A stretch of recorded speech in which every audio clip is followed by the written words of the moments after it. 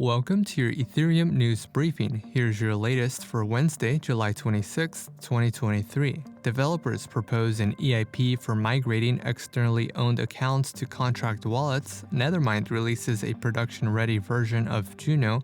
AltLayer plans to integrate the Espresso Sequencer, and Farcaster supports ENS usernames. All this and more starts right now.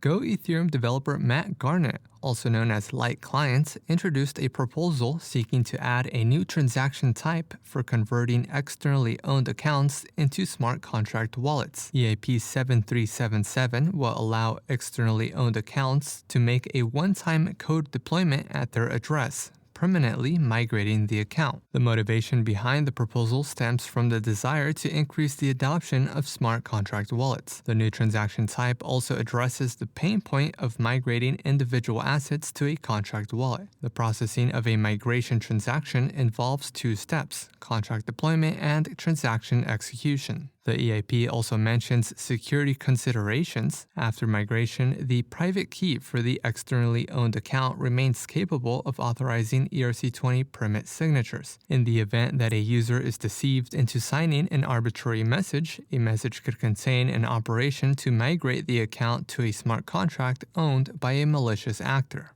Nethermind released Juno version 0.4.1, a production-ready release for its Starknet full node client.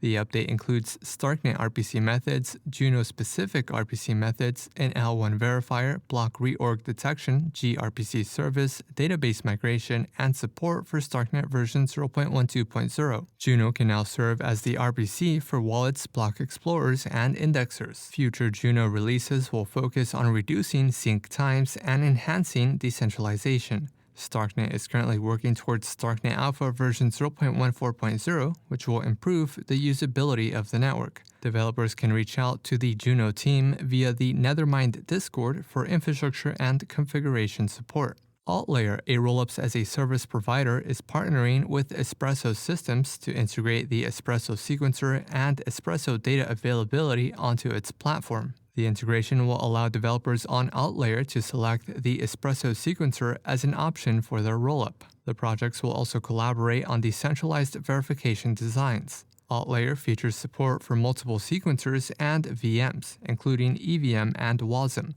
AltLayer is currently in the process of a phased testnet release and plans to launch to mainnet later this year.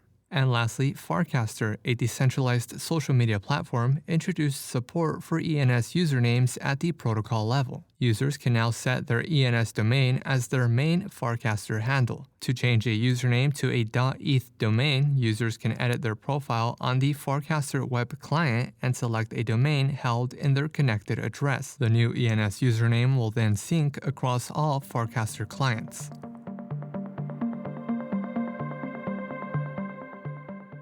This has been a roundup of today's top news stories in Ethereum. You can support this podcast by subscribing and following us on Twitter at ETHDaily. Also subscribe to our newsletter at ether.fm. Thanks for listening. We'll see you tomorrow.